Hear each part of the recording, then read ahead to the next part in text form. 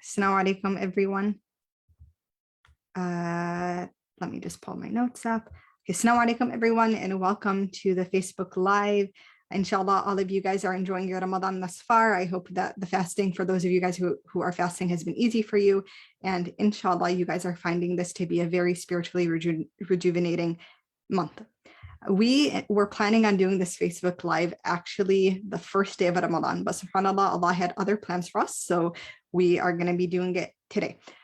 While saying that, I will say that even though this is a little bit of a delay in the Facebook Live on this topic of basically how can you really rejuvenate your relationship with the Quran this Ramadan, doesn't mean that it's too late for you to think about what it is that you can do better this month to really enhance that relationship. And so the point of this Facebook Live is just going to be to give some alternative ideas that maybe you haven't thought about that will change the way you interact with the Quran. It'll allow for you to have kind of a wider breadth of deriving meaning from the Quran, and for you to consider what are different ways you can incorporate the Quran into your life within your circumstances, whether you are, someone who's working busy hours, or you're someone who finds that it's a little harder to stay up late at night, or you're a busy mom, whatever it might be, so you will be able to find an idea that works for you, inshallah. So I'm just gonna pull up my notes. So the first point that I kind of want to talk about is, we're all familiar with the first ayah that was ever revealed. Okay? So Allah subhanahu wa ta'ala revealed to the Prophet ﷺ, read in the name of your Lord who created. This is the first commandment. And anytime you think about something in Islam being the first, just know that usually that thing is foundational to our faith. It's foundational to our iman. So, اقرأ بسم ربك الذي خلق, right? Read in the name of your Lord who created. Allah subhanahu wa ta'ala could have used any other word in relation to his characteristics, right? So he used the word created, right? He said, in the name of your Lord who created. Now, he could have said, alladhi razaq, the one who, gives sustenance. He could have said, alladhi yarham, the one who gives mercy. He could have said so many things, right? Alladhi yaftah, the one who opens, right? Opens, whether it's doors or opportunities, or alladhi. It could have been so many different things, but he specifically used alladhi khalaq, right? And so when I think about that, Allah subhanahu wa ta'ala is very intentional with the words he uses in the Quran, obviously. And so the fact that he's emphasizing the name that the word that derives from his name, al-khaliq, the creator, one reflection you can take from that is that Allah subhanahu wa ta'ala created us in need of that which the Quran holds. He is relating his creatorship to reading the Quran, because he created us to need that which the Quran shares with us. And the only way to access it is through Iqra, right? Iqra the word in and of itself, as you guys know, the Arabic language is so subhanAllah, incredible. It has many, many meanings. I'm not going to get into that because that would literally take up the entire Facebook Live, but just hold on to that thought for me. Now, if you explore the tafsir of Ibn Kathir, and you're looking at specifically the tafsir for that verse, he shares something that's really interesting to think about. He says, knowledge sometimes is in the mind, sometimes on the tongue, and sometimes in writing with the fingers, right? So when you think about that, really the kind of point to be made is that knowledge can be received in many different ways. And as it connects to this verse, there are many different ways to derive knowledge and benefit from the Quran. So of course, it's Ramadan. We know what the sunnah is. The sunnah is to complete the recitation of the entire Quran start to finish. In fact, the Prophet ﷺ completed the recitation of the Quran twice in the Ramadan before he passed away. But not everybody is able to do that for whatever reason, right? It might be extremely daunting for you, or you might find that, you were doing really well, but then at some point, something threw off your schedule and you had difficulty catching up. On the other hand, you might be willing to do this, but then you want to take it even further, right? And so if that's the case, here are some options for you to do exactly that. So one idea to really enhance your Ramadan, and again, don't think it's too late to do this. I promise you, these are things that can be implemented at any time. But the one idea is to actually set up a Quran circle. So what's a Quran circle? This is actually something I have done every single Ramadan. I think this is the 6th year we've done it. Basically, a Quran circle is you, kind of as the leader of the Quran circle, will select a group of a small group of people, depending on how long you're willing to have it. We host ours for about an hour and a half. Choose about maybe anywhere from 4 to 8 people, and you will choose a mid-length surah. So this is a surah that's not super long. You're not going to be doing Surah Baqarah or Surah Ali Imran, but I'll give you an example of some of the surahs that I've chosen for the Quran circle. Surah Maryam, Surah Al-Qasas, Surah Al-Hajj. Right now we're doing Surah Al-Ankabut. You choose that mid-length surah, and once or twice a week at a given time, you guys will gather. You can do it in person if people are available, or you can do it virtually. We do it through Google Meet, or you can do it through Zoom. And each day that you have the Quran circle, there's a certain dedication to a certain number of verses. So verse 1 to 10, verse 1 to 17, whatever it might be, right? The point of this Quran circle is everybody's going to come to the Quran circle having done some of their own studying, own research. So having to read a tafsir, take notes on it, and then of course come with your own reflections as well, right? Because when you're interacting with the Quran, there's an element of obviously looking at what the scholars of the Quran have shared with us, because that provides us context. It provides us, certain insights to words that we might not have ever known about. But then, of course, the Quran is meant for us to personally reflect on and contemplate on. So then you bring that as well. This right here is just a beautiful opportunity for you to do a deep dive. You will learn so much from other people, because everyone's still coming to the Quran circle with their own experiences. They're coming with the different resources too, right? Everyone might have a different tafsir. So one scholar might have said something that another one didn't point out, or kind of left out of their tafsir, or one, might have a different viewpoint on a certain verse than another, right?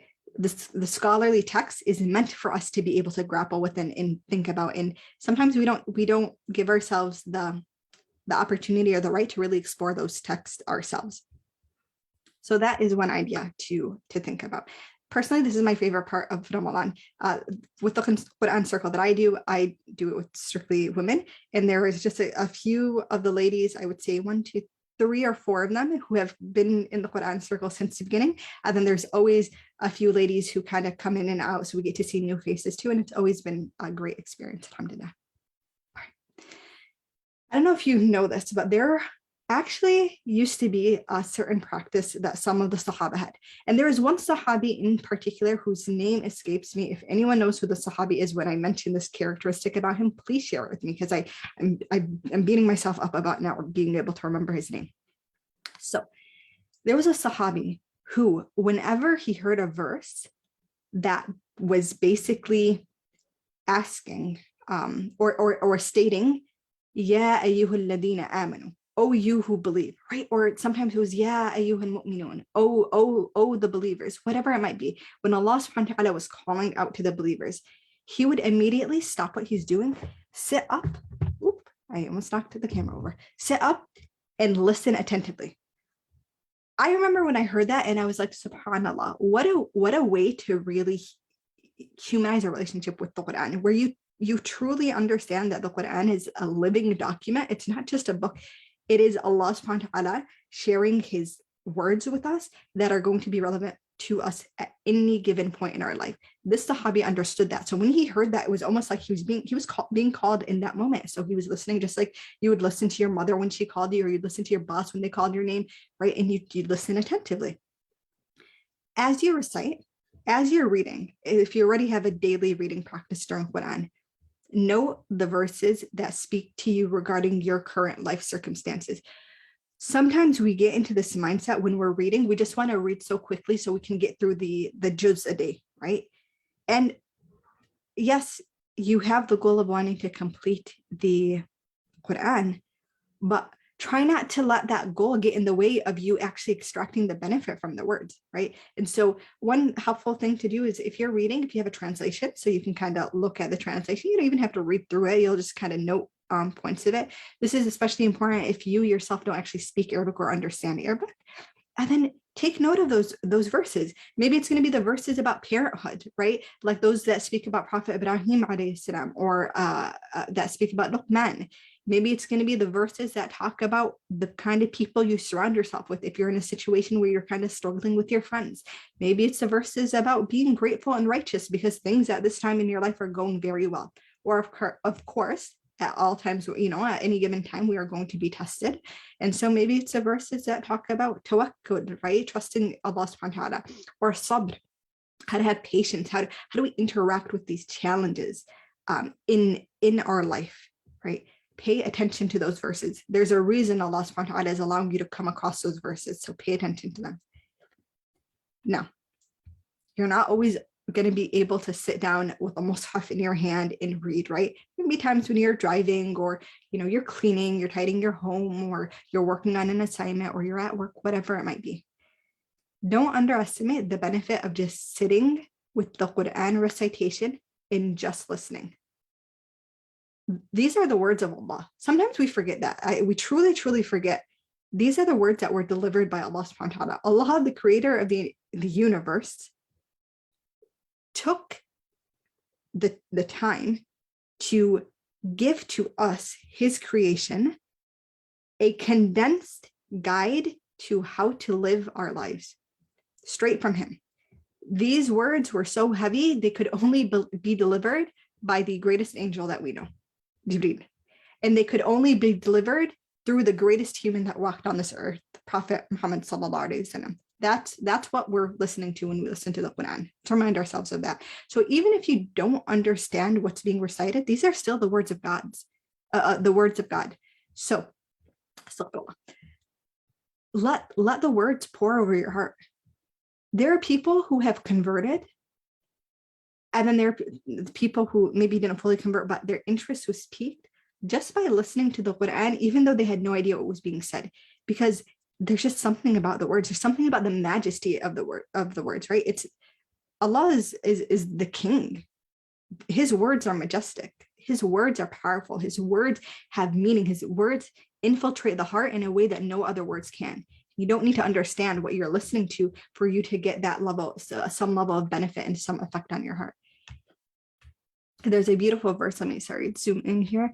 الذين آمنوا وتطمئن قلوبكم بذكر الله ألا بذكر الله تطمئن القلوب. So those who have believed and whose hearts are assured by the remembrance of Allah, unquestionably by the remembrance of Allah, hearts are assured. So this is just a reminder, like you don't need to sit there and know exactly what you're reading. And honestly, some of us Arabic speakers and those who can actually read in Arabic, we have a hard time understanding too, because the words of the Quran it's not the same Arabic that's spoken today. So even we have to look things up and ask questions. And there are very many times I'm reading, I'm not 100% fluent in the sense that I could just live in a Middle Eastern country, but I'm definitely fluent enough, and I have to look up words, and I have to kind of explore what certain conjugations of words actually mean in the Quran.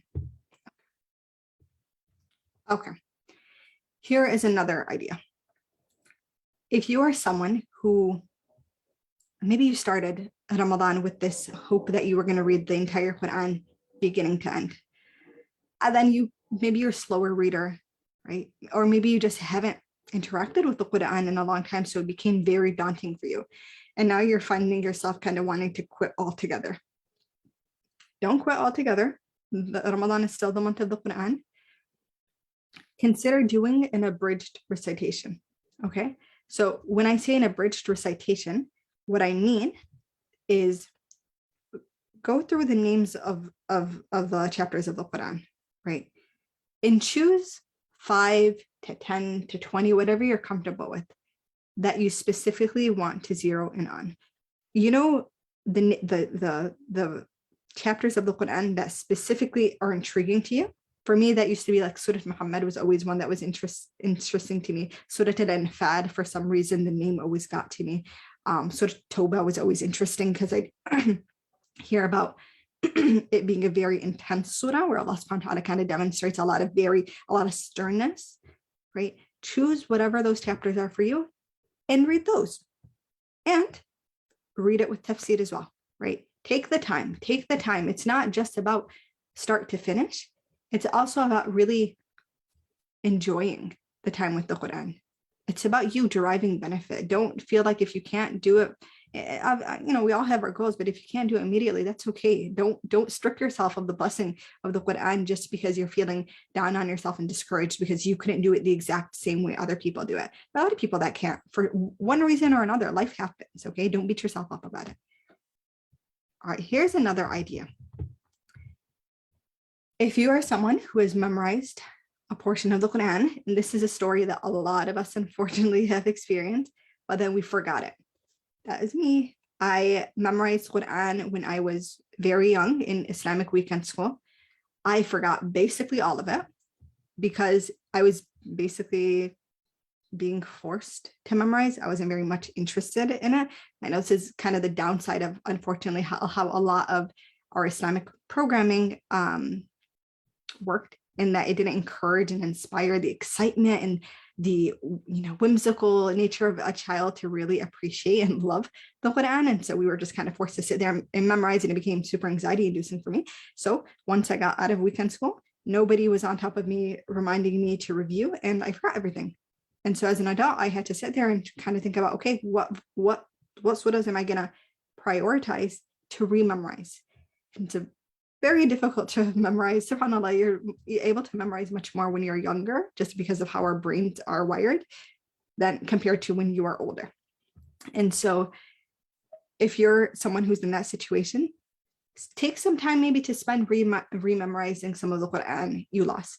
I actually have a friend who made, she partnered up with another friend of hers, and almost every single night, they would memorize and recite to each other what they were memorizing. And the cool thing about this, if you're someone who has that level of kind of dedication, she's someone who's very much, if she has a goal, she's going to run for it. I admire that a lot about her. It was sometimes just 3 verses, sometimes just 4 verses, but slowly but surely she would build it up and then recite the entire kind of surah that she was memorizing at the end of it.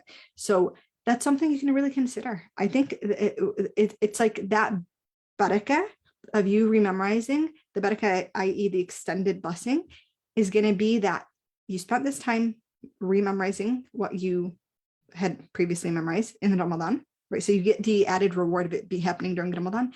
And then for the rest of the year, when you're reciting those verses in your car or while you're praying, you still get the benefit from it. Okay, so that is another idea. Okay, another point is choose a Quran series to watch if you're burned out. Listen, Ramadan is such an incredible month, but one thing I personally struggled with was not everyone is going to be as free as they would like during Ramadan. I'm a medical provider. There are people who, you work extended hours. If you are a physician who's in residency, sometimes you're doing 60, 80, 100 hours a week. If you're someone like me who works at a clinic that has extended hours, sometimes I'm at today's actually one of my few days off, but I'm in clinic until 9 p.m. and iftar is at 7 p.m. By the time I get home, basically Tarawih is over, right? Things happen. When I was in school, sometimes it was I was just overwhelmed by the sheer amount of work I had to do. I had to get that work done, and I had to figure out how in those teeny little spaces of pockets of time I had to do certain things that were small but consistent to at least derive a little bit of benefit from Ramadan. If you are in that season in your life where you're just so busy, or maybe, moms that have newborns, right? And if you're breastfeeding, you're up every 2-3 hours, you're exhausted. Sometimes it's hard to focus. In that case, choose a Quran series to watch. Go on YouTube, pick a surah, whatever surah that speaks to you, whatever surah is interesting to you, or maybe it's just based on the teacher who's teaching. Maybe you just like a certain teacher style, and so you're going to look at what they have, and make it a point to listen to that series daily, right? Sit with it, make it your time. Hopefully you can find maybe 20 minutes, 30 minutes, whatever it might be, but make it your time and actually do the thing, right? Take the time to sit there, to really focus in whenever you can. Okay, so those were like yeah, those were all the suggestions that I had. A few other things that come to mind, this isn't just going to be me freehanding it, by the way, guys, my notes are over, is I kind of want to speak to people who are going through a hard time during Ramadan. When the Ramadan happens, life doesn't stop. So if you were going through a trial before Ramadan, that carries into your Ramadan. When there's no excess. There's no like the number of trials that a human being can face. There's no limit to them, right? Whether it's something in regards to your health, whether it's in something in regards to a relationship you have, your parents or your children or your spouse, or if you recently went through a divorce or you recently lost someone, to someone passed away that you really loved, or you find yourself in a lot of stress due to financial issues, whatever it might be, right? Allah subhanahu wa ta'ala tells us he's going to test us with something of all of these challenges, poverty, sickness, our children are going to be a test to us. It happens, right? When you walk into Ramadan with that, do not take it for granted that Allah subhanahu wa ta'ala allowed you to see a Ramadan with that challenge in hand. Because Allah subhanahu wa ta'ala is literally placing the opportunity for you to make dua that is mustajab, that is answered while you are holding that challenge in the most beloved month, when the doors of hellfire are shut and the doors of Jannah are opened wide open. Your qiyam al-layl is during Ramadan. You're standing to pray at nighttime, whether you're doing it at the masjid during Tarawih or you're doing it at home. That's what I do. I actually pray my Tarawih at home. Or if you are someone who's waking up for tahajjud, that qiyam al-layl is unlike any other qiyam you are going to have. Okay, take the time to actually pour yourself into it. Cry when you're making dua. Allow yourself to be vulnerable in front of Allah subhanahu wa ta'ala. Take advantage of that. Okay. Also, if you find yourself just really exhausted, really, and when I say exhausted, I don't mean exhausted from the fasting when you're tired. That's bound to happen. Your body, inshallah, will get used to it as well. It's just your body has an adjustment period when you're fasting to the caloric restriction, but emotionally exhausted. Then know, this is something a friend of mine told me, know that Allah subhanahu wa ta'ala is appreciative of whatever you do. And perhaps the fact that you are doing these little things, whatever it might be, at a time when you're so emotionally exhausted, Allah subhanahu wa ta'ala may appreciate that more than someone who's spending all of their nights in qiyam and tahajjud and reading the entire Quran and who's actually, got life good and things are going smooth, right? Because you're doing it in struggle, and Allah subhanahu wa ta'ala loves when we do things in struggles. He loves, because that's when it shows who we truly are. That's when it shows what we're truly dedicated to, right? It's easy to stay up late at night to pray qiyam when you're doing it with friends and it's a good time and you have a sense of community and everyone's there. Then you guys go out to have a late night snack or whatever it is. It's easy to do that, but it's hard to do that when you're struggling and you're tired and you know that making dua about the thing you're struggling with is going to trigger a lot of emotions for you, right? Or you have to wake up really early the next day or whatever it might be. So know that Allah subhanahu wa ta'ala appreciates that. He appreciates the effort that we make. And all of these ideas, there was a reason why I specifically chose this topic for our Ramadan live, was because I wanted people to know that wherever you're coming into Ramadan, Allah subhanahu wa ta'ala already knows. He already knows. He knows how much you have on your plate. He knows how much you're struggling. He knows how easy you're having it. He knows where you're at. So I wanted to give people ideas of how to meet yourself where you're at while never forfeiting or sacrificing the pleasure of Allah subhanahu wa ta'ala in it. So all in all, you guys, I really, really hope that this is beneficial for you. If you know anyone who's in need of a little bit of Ramadan inspiration, send this live to them or tag them in the comment section, okay?